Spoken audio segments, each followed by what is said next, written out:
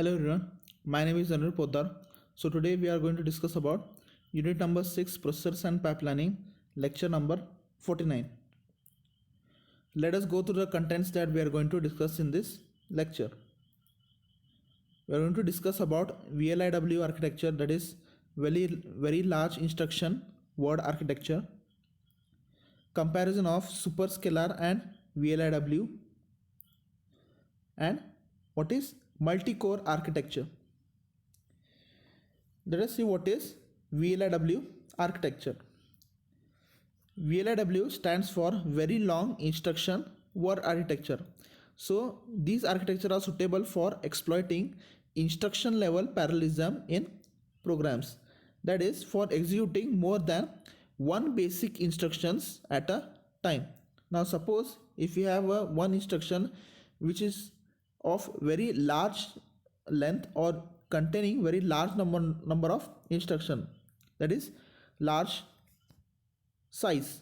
So if you want to execute a single instruction which is of very large size, then we can use VLIW architecture. These processors contain multiple functional units, fetch a very long instruction word having several primitive instructions from the instruction cache and dispatch the entire for parallelism. So as I told, if a single instruction contains multiple instructions and if you want to execute that single basic instructions, for that purpose we can use a VLIW architecture. So what this architecture does is it fetches an instruction which is very long, in turn which contains a large number of instructions and dispatches the entire for parallel execution. So these instructions will be executed in parallel. These capabilities are exploited by compilers which generate code for basic instruction executable in parallel. So these capabilities are only used, the capabilities which are used in VLIW architecture are used for executing in parallel. They have a very relatively simple control logic. They have been described as successor to RISC because it moves complexity from hardware to the compiler. So as we have discussed in the RISC, it is used for executing instruction in parallel. So it is the successor of RISC processor. Now when it comes to the limitations of VLIW architecture, it must need a powerful compiler, increased code size and larger memory bandwidth. So VLIW architecture can only be used only when the code is of very large size, as well as to execute that code we need a powerful compiler. So if these two things are there, only then we can execute the instructions on VLIW architecture. So this is one of the limitations. Binary compatibility across implementation with varying number of functional units. So various functional binary compatibility will be there between functional units. Now the advantages of VLIW: simple hardware. Now when you consider with superscalar processor, the hardware of VLIW is simple when compared to the other architectures. Power consumptions can be reduced. So in superscalar we have used more power consumption was required, but that can be reduced in VLIW. Compilers can detect parallelism based on global analysis of the whole program. So whenever we are executing a program, the compiler can detect where the parallelism can be applied in the program. Now next we consider the comparison between superscalar and VLIW. So as you can see here, the superscalar and VLIW architectures are shown. Now we can consider with the hardware. As we have discussed, the superscalar hardware is complex, whereas in VLIW it is a simple hardware. Power consumption, as I told, it is very large in superscalar, whereas in VLIW it can be reduced.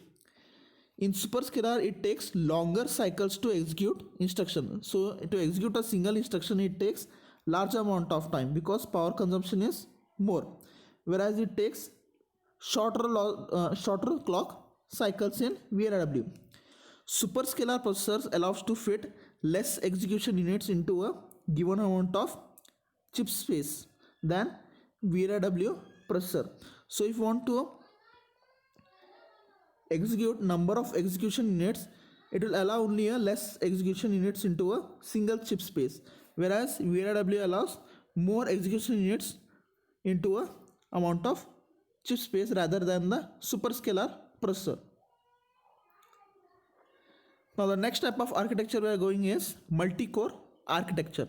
So before that, you can see in the diagram at the left side there is a single core architecture in the above diagram. So it is called as a single core, or you can say a CPU chip.